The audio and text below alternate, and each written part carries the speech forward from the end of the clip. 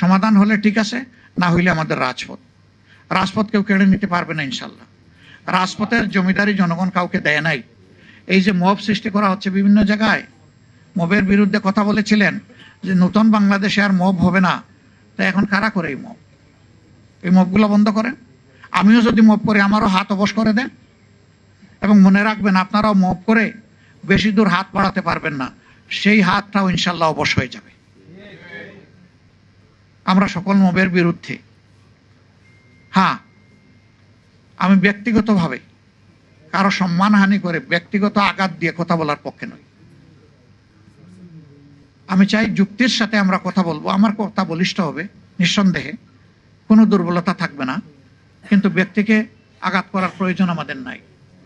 ব্যক্তি আর দায়িত্ব কিন্তু আবার এক জিনিস না, এখানে ভুল করা যাবে না। যারা দায়িত্বে আছেন তাদের সমালোচনা চলবেই। দায়িত্বে যদি থাকতে চান, সমালোচনা সহ্য করার গুণও আপনাদের থাকতে হবে। যদি সমালোচনা সহ্য না করে তুষামতকারীকে আপনারা যদি প্রমোট করলেন, লালন করেন, মনে রাখবেন সেই তুষামতকারীরাই আপনাদেরকে বঙ্গোপসাগরে ডুবাইয়া ছাড়বে। বিরোধী দল লাগবে না।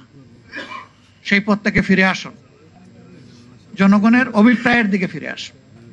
আজকের জুলাইয়ের এটাই আপনাদের কাছে আমাদের অঙ্গীকার। জীবন একটাই, আল্লাহর জন্য জনগণের প্রয়োজনে দিতে চাই। আল্লাহ যেন কবুল করেন।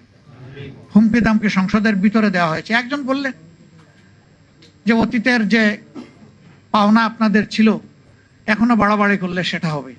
আমি বললাম যে এটা দেখে দেখেই বাংলাদেশ আজকে এই পর্যায়ে এসেছে, ওটা নতুন করে হুমকি দেবেন না আমাদেরকে। কি আশ্চর্য, কি অভদ্রতা! সংসদের ভিতরে পর্যন্ত কোন জায়গায় বসে কথা বলছে এই সেন্সটুকুও নাই। সারা দুনিয়ার মানুষের কাছে চলে যাচ্ছে, লাইভ কাস্ট হচ্ছে, কি বলছে সেই সেন্সটাও থাকে। আবার দেখি যে অনেকে এই সমস্ত নোংরা কথায় টেবিল চাপড়ায়। আশ্চর্য! টেবিল চাপড়াবেন ভালো জিনিসে, খারাপ জিনিসকে কেন সমর্থন করেন? ভালো থাকবেন সবাই, ইনশাআল্লাহ ভালো থাকবো আমরা। লড়াই